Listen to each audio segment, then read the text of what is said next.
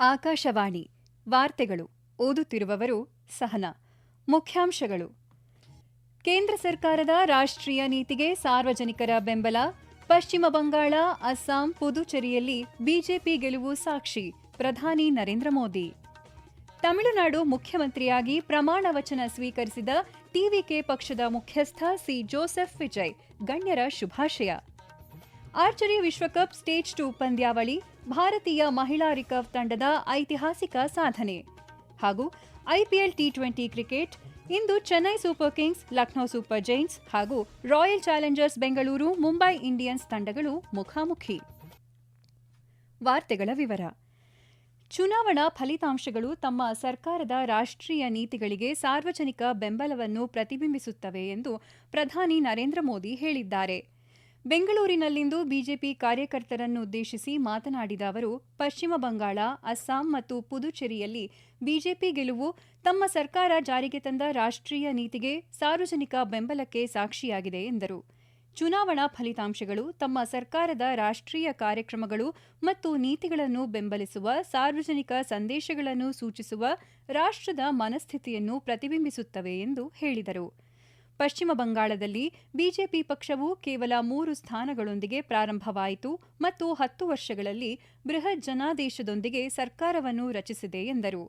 ಅಸ್ಸಾಂನಲ್ಲಿ ಜನತೆ ಪಕ್ಷಕ್ಕೆ 3ನೇ ಅವಧಿಗೆ ಅಧಿಕಾರ ನೀಡಿದ್ದಾರೆ ಮತ್ತು ಗುಜರಾತ್ ಪುರಸಭೆ ಚುನಾವಣೆಯಲ್ಲಿ ಪಕ್ಷವು ಹಿಂದಿನ ಎಲ್ಲಾ ದಾಖಲೆಗಳನ್ನು ಮುರಿದಿದೆ ಎಂದು ಹರ್ಷ ವ್ಯಕ್ತಪಡಿಸಿದರು. ಕೇರಳದಲ್ಲಿ ಈ ಚುನಾವಣೆಯಲ್ಲಿ 3 ಸ್ಥಾನಗಳನ್ನು ಪಡೆದಿರುವುದು ಮುಂದಿನ ಚುನಾವಣೆಯಲ್ಲಿ ಉತ್ತಮ ಫಲಿತಾಂಶ ಸಾಧಿಸುವಲ್ಲಿ ಮಾರ್ಗಸೂಚಿಯಾಗಲಿದೆ ಎಂದು ಅವರು ಹೇಳಿದರು. ಬಿಜೆಪಿ ಮತ್ತು ಎನ್ಡಿಎ 21 ರಾಜ್ಯಗಳಲ್ಲಿ ಆಡಳಿತ ನಡೆಸುತ್ತಿವೆ, ಲೋಕ ಕಲ್ಯಾಣ ಮತ್ತು ದೇಶದ ಸಮೃದ್ಧಿಗಾಗಿ ಕೆಲಸ ಮಾಡುತ್ತಿವೆ ಎಂದರು.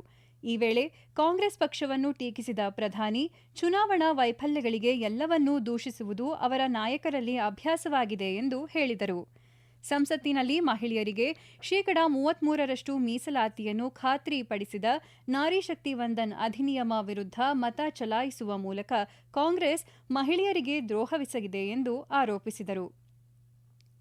ರಾಷ್ಟ್ರೀಯ ಅಭಿವೃದ್ಧಿಗಾಗಿ ಕೆಲಸ ಮಾಡಲು ಮತ್ತು ಅಮೆರಿಕ ಇರಾನ್ ಯುದ್ಧದಂತಹ ಭೌಗೋಳಿಕ ರಾಜಕೀಯ ಬೆಳವಣಿಗೆಗಳಿಂದ ಉಂಟಾಗುವ ಸವಾಲುಗಳನ್ನು ನಿವಾರಿಸಲು ಒಗ್ಗಟ್ಟಿನಿಂದ ಇರಬೇಕು ಎಂದು ಪ್ರಧಾನಿ ನರೇಂದ್ರ ಮೋದಿ ಜನತೆಯಲ್ಲಿ ಮನವಿ ಮಾಡಿದರು.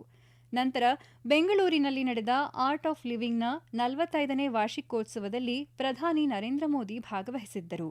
ಆರ್ಟ್ ಆಫ್ ಲಿವಿಂಗ್ ಅಂತಾರಾಷ್ಟ್ರೀಯ ಕೇಂದ್ರದಲ್ಲಿ ನೂತನವಾಗಿ ನಿರ್ಮಿಸಲಾದ ಧ್ಯಾನ ಮಂದಿರವನ್ನು ಅವರು ಉದ್ಘಾಟಿಸಿದರು. ಇಂದು ಮಧ್ಯಾಹ್ನ ಪ್ರಧಾನಿ ಹೈದರಾಬಾದ್ನಲ್ಲಿ ಸುಮಾರು 9,400 ಕೋಟಿ ರೂಪಾಯಿ ಮೌಲ್ಯದ ಬಹು ಅಭಿವೃದ್ಧಿ ಯೋಜನೆಗಳಿಗೆ ಶಂಕುಸ್ಥಾಪನೆ ಮತ್ತು ಉದ್ಘಾಟನೆ ನೆರವೇರಿಸಲಿದ್ದಾರೆ. ಹೈದರಾಬಾದ್ ಪಣಜಿ ಆರ್ಥಿಕ ಕಾರಿಡಾರ್ನಲ್ಲಿ ಗುಡೇಬೆಳ್ಳೂರಿನಿಂದ ಮೆಹಬೂಬ್ ನಗರದವರೆಗಿನ ರಾಷ್ಟ್ರೀಯ ಹೆದ್ದಾರಿ 167ರ ಚತುಷ್ಪಥಕ್ಕೆ ಪ್ರಧಾನಿ ಶಂಕುಸ್ಥಾಪನೆ ನೆರವೇರಿಸಲಿದ್ದಾರೆ. ಇದರ ಒಟ್ಟು ಯೋಜನಾ ವೆಚ್ಚ 3,175 ಕೋಟಿ ರೂಪಾಯಿಯಾಗಿದೆ. ಪ್ರಧಾನಿಯವರು ವಾರಂಗಲ್ನಲ್ಲಿ ಪಿಎಂ ಮಿತ್ರ ಪಾರ್ಕ್ ಅನ್ನು ಲೋಕಾರ್ಪಣೆಗೊಳಿಸಲಿದ್ದಾರೆ. ಇದನ್ನು ಕಾಕತೀಯ ಮೆಗಾ ಜವಳಿ ಪಾರ್ಕ್ ಎಂದು ಕರೆಯುತ್ತಾರೆ. ಇದನ್ನು ಪಿಎಂ ಮಿತ್ರ ಯೋಜನೆಯಡಿ ಅಭಿವೃದ್ಧಿಪಡಿಸಲಾಗಿದೆ. ನಂತರ ಭಾರತದ ಆರೋಗ್ಯ ಮೂಲಸೌಕರ್ಯಕ್ಕೆ ಪ್ರಮುಖ ಮೈಲಿಗಲ್ಲಾಗಿ ಹೈದರಾಬಾದ್ನಲ್ಲಿ ಅತ್ಯಾಧುನಿಕ ಕ್ಯಾನ್ಸರ್ ಕೇಂದ್ರಿತ multi super speciality quaternary care ಲಾಭರಹಿತ ಸಂಸ್ಥೆಯಾದ ದೇಶದ ಸಿಂಧು ಆಸ್ಪತ್ರೆಯನ್ನು ಪ್ರಧಾನಿ ನರೇಂದ್ರ ಮೋದಿ ಲೋಕಾರ್ಪಣೆ ಮಾಡಲಿದ್ದಾರೆ. ಟಿವಿಕೆ ಪಕ್ಷದ ಮುಖ್ಯಸ್ಥ ಸಿ ಜೋಸೆಫ್ ವಿಜಯ್ ಅವರು ಇಂದು ಮುಖ್ಯಮಂತ್ರಿಯಾಗಿ ಪ್ರಮಾಣ ವಚನ ಸ್ವೀಕರಿಸಿದರು. ಬೆಳಿಗ್ಗೆ ಚೆನ್ನೈನ ನೆಹರು ಒಳಾಂಗಣ ಕ್ರೀಡಾಂಗಣದಲ್ಲಿ ನಡೆದ ಪ್ರಮಾಣ ವಚನ ಸ್ವೀಕಾರ ಸಮಾರಂಭದಲ್ಲಿ ರಾಜ್ಯಪಾಲ ರಾಜೇಂದ್ರ ವಿಶ್ವನಾಥ್ ಆರ್ಲೇಕರ್ ಅವರು ವಿಜಯ್ ಅವರಿಗೆ ಅಧಿಕಾರ ಮತ್ತು ಗೌಪ್ಯತೆಯ ಪ್ರಮಾಣ ವಚನ ಬೋಧಿಸಿದರು. ಅವರೊಂದಿಗೆ 9 ಸಚಿವರು ಸಹ ಪ್ರಮಾಣ ವಚನ ಸ್ವೀಕರಿಸಿದರು. ಕ್ಯಾಬಿನೆಟ್ ಸಚಿವರಾಗಿ ಪ್ರಮಾಣ ವಚನ ಸ್ವೀಕರಿಸಿದವರಲ್ಲಿ ಕೆಜಿ ಅರುಣ್ ರಾಜ್, ಆಧವ್ ಅರ್ಜುನ, ಎನ್ ಆನಂದ, ಸೆಲ್ವಿ ಎಸ್ ಕೀರ್ತನ ಮತ್ತು ಡಾ ಟಿಕೆ ಪ್ರಭು ಸೇರಿದ್ದಾರೆ. ಪ್ರಮಾಣ ವಚನ ಸ್ವೀಕಾರ ಸಮಾರಂಭದಲ್ಲಿ ಕಾಂಗ್ರೆಸ್ ನಾಯಕ ರಾಹುಲ್ ಗಾಂಧಿ ಮತ್ತು ತಮಿಳು ಚಲನಚಿತ್ರೋದ್ಯಮದ ಹಲವರು ಉಪಸ್ಥಿತರಿದ್ದರು. Vijay Congress, CPI, CPIM, VCK ಮತ್ತು ಐಯುಎಂಎಲ್ ಬೆಂಬಲದೊಂದಿಗೆ 234 ಸದಸ್ಯರ ವಿಧಾನಸಭೆಯಲ್ಲಿ 120 ಚುನಾಯಿತ ಶಾಸಕರ ಬೆಂಬಲವನ್ನು ಪಡೆದರು. 1967ರಿಂದ ಡಿಎಂಕೆ ಅಥವಾ ಎಐಡಿಎಂಕೆ ಇದರಿಂದ ಬಂದವರಲ್ಲದ ರಾಜ್ಯದ ಮೊದಲ ಮುಖ್ಯಮಂತ್ರಿಯಾಗಿ ಅವರು ಇತಿಹಾಸ ನಿರ್ಮಿಸಿದರು.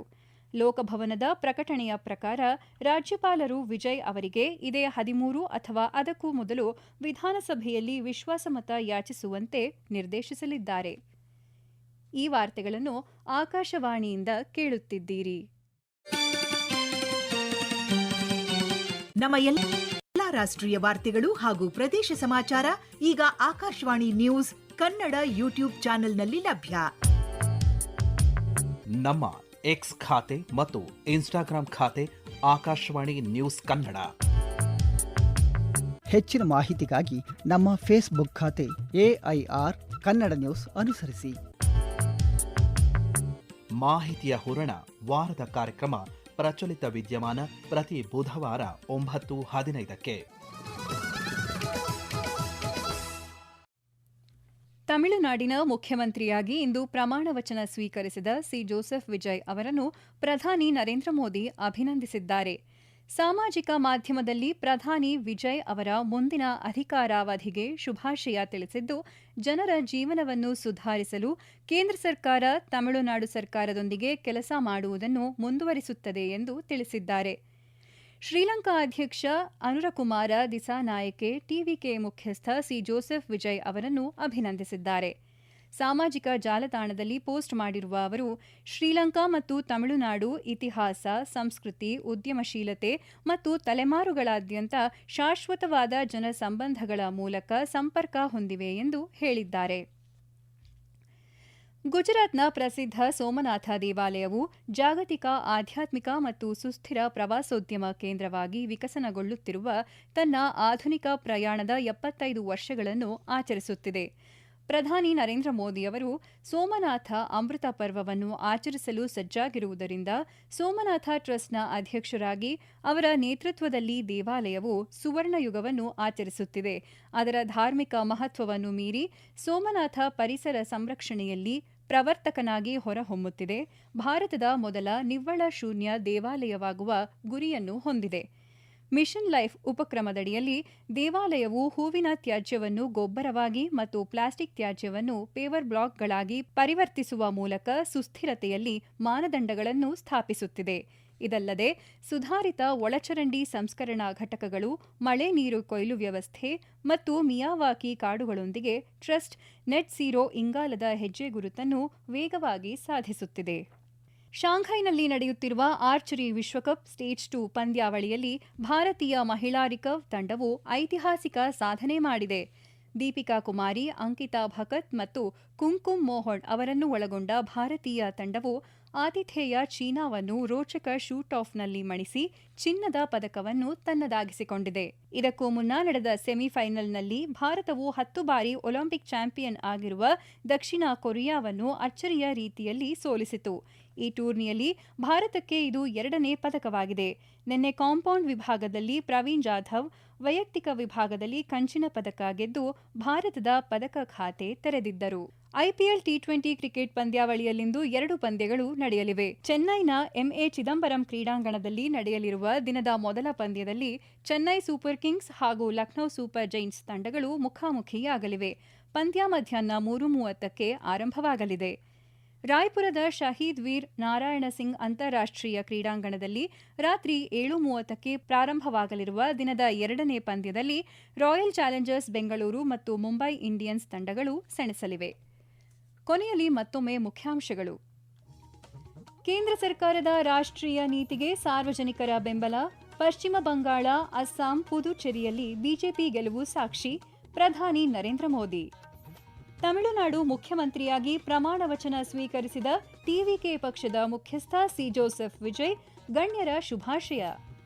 ಆರ್ಚರಿ ವಿಶ್ವಕಪ್ ಸ್ಟೇಜ್ 2 ಪಂದ್ಯಾವಳಿ, ಭಾರತೀಯ ಮಹಿಳಾ ರಿಕರ್ವ್ ತಂಡದ ಐತಿಹಾಸಿಕ ಸಾಧನೆ. ಹಾಗೂ ಐಪಿಎಲ್ ಟಿ20 ಕ್ರಿಕೆಟ್, ಇಂದು Chennai super kings, Lucknow super giants ಹಾಗೂ royal challengers Bengaluru, Mumbai Indians ತಂಡಗಳು ಮುಖಾಮುಖಿ. ಇಲ್ಲಿಗೆ ವಾರ್ತಾ ಪ್ರಸಾರ ಮುಕ್ತಾಯವಾಯಿತು. ನಮ್ಮ ಮುಂದಿನ ವಾರ್ತಾ ಪ್ರಸಾರ ಮಧ್ಯಾಹ್ನ 2:30ಕ್ಕೆ.